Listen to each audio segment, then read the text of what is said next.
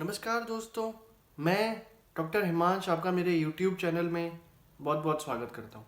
इस वीडियो में हम किडनी डिजीज़ और उसके फर्स्ट साइन की बात करेंगे। अगर हम किडनी की बात करें तो किडनी एक फ़िल्टर होता है जो ब्लड को यूरिन में कन्वर्ट करता है और ये बहुत इंपॉर्टेंट पीस ऑफ बॉडी होता है। ये फ्लूइड्स को रिसाइकल करता है। जैसे अगर आप रोज़ 8 ग्लासेस ऑफ वाटर लेते हैं, इसका मतलब आप 2 लीटर्स ऑफ वाटर कंज्यूम कर रहे हैं, तो जाहिर सी बात है कि यूरिन आना नॉर्मल सी बात है। अमाउंट ऑफ फ्लूइड जो किडनी के थ्रू ट्रेवल करता है इन अ डे वो अप्रॉक्सीमेटली 180 लीटर्स होता है या 760 कप्स ऑफ फ्लूइड हो सकता है। तो बहुत ज़्यादा रिसाइकलिंग होती रहती है किडनी में। ये प्रोटीन, न्यूट्रिएंट्स, हार्मोन्स, ये 99% ऑफ वाटर को रिसाइकिल करता है जो आप पीते हो। ये विटामिन डी को active form of vitamin D में कन्वर्ट करता है, जिसकी वजह से ब्लड प्रेशर रेगुलेट रहता है और elimination of toxins and drugs होता है। एक एवरेज पर्सन के पास 1 से 1.5 मिलियंस तक के नेफ्रॉन्स होते हैं और जब किडनी डिजीज डेवलप होने लगता है तो नेफ्रॉन्स कम होने लगते हैं, या जब हम ओल्ड होते हैं तो भी नेफ्रॉन्स कम होते रहते हैं।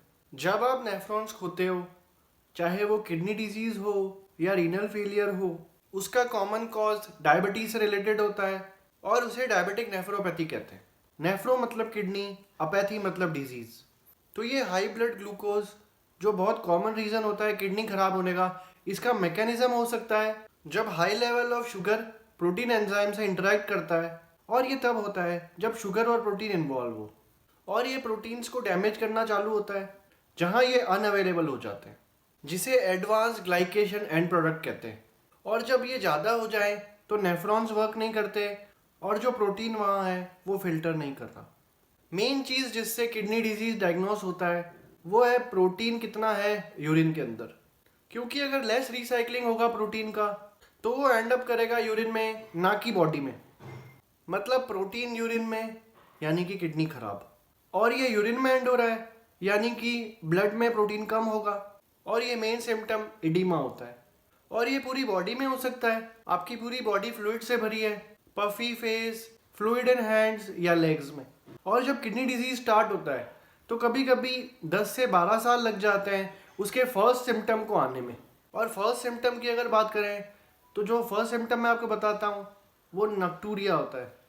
नक्टूरिया का मतलब होता है रात में यूरिन आना, और वो भी कभी कभी मल्टीपल टाइम्स हो जाता है।